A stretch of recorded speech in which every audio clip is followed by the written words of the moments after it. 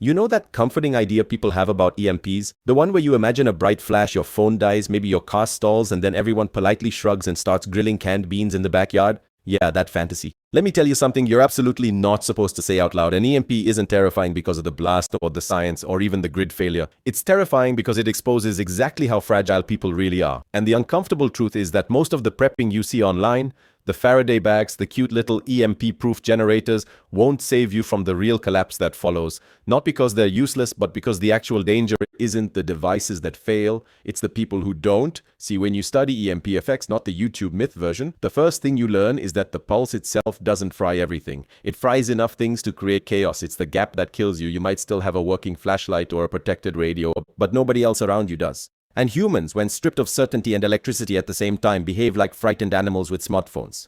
The truth nobody admits is this: the danger curve after an EMP isn't exponential, it's explosive. The first few minutes are silent confusion, the next few hours are denial, and the next few days are where society's mask rips clean off. What most people get wrong is assuming an EMP means instant caveman mode. It doesn't. What it really means is the collapse of every invisible system you depend on without ever thinking about it. Water pressure doesn't vanish instantly, but the pumps stop. Grocery stores still have food, but payment systems die. Hospitals have generators, but those generators need replacement parts that no longer exist. The grid isn't just off, it's been kicked in the spine, and while engineers argue over whose fault it is, you're standing in a line of 100 confused people realizing no one has received a single text message in 3 hours. That's where the survival game actually begins. And here's the next truth nobody likes to admit. If you think the government is sprinting to fix your grid after an EMP, think again. EMP response plans exist, sure, but they rely on infrastructure, communication channels, and coordinated response teams, which are exactly the things an EMP cripples. This isn't shade at emergency services, it's physics. You can't organize a nationwide repair project when every link in the chain loses power at the same time. So the real timeline isn't a few days without power. It's more like weeks without clarity and months without full restoration. That gap between expectation and reality is what tears communities apart. But the part that really decides whether you make it, it's how fast you adapt to the new rules. One of them is painfully simple.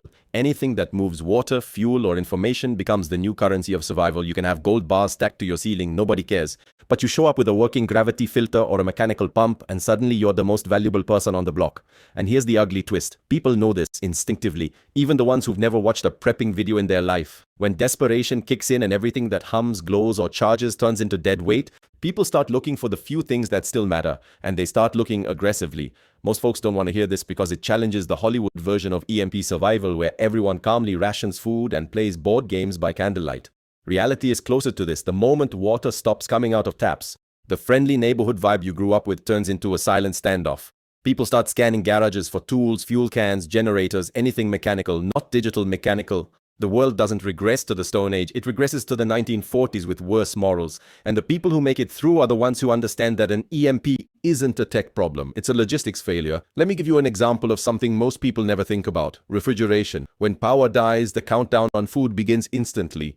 Meat starts going bad within hours. Milk and eggs, same. Even medications become a race against time. Insulin, certain antibiotics, vaccines, gone. So if you're thinking, well, I've got a generator, remember this. A generator without the ability to resupply fuel is a countdown timer.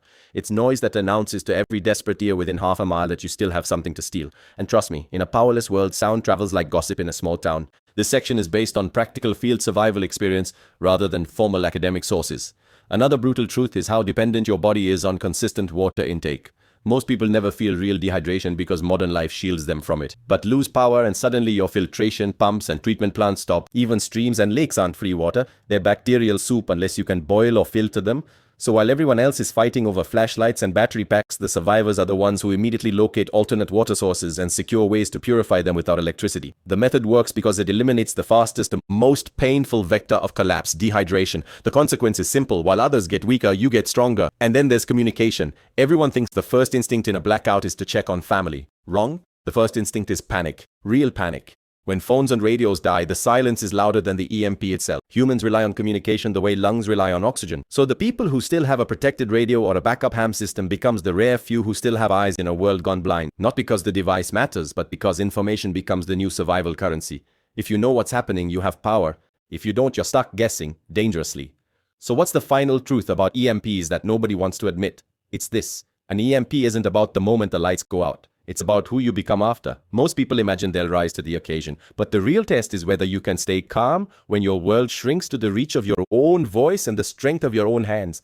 It's not about gear, it's about adaptability, patience, awareness, your ability to think clearly while everyone else spirals.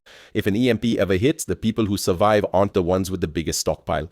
They're the ones who can shift mindset the fastest, who can recognize that the old normal is gone and a new system, raw, stripped, unforgiving, is already taking shape around them. And if you can do that, if you can stay level-headed while everything digital melts into silence, you won't just survive the EMP, you'll survive the world it creates.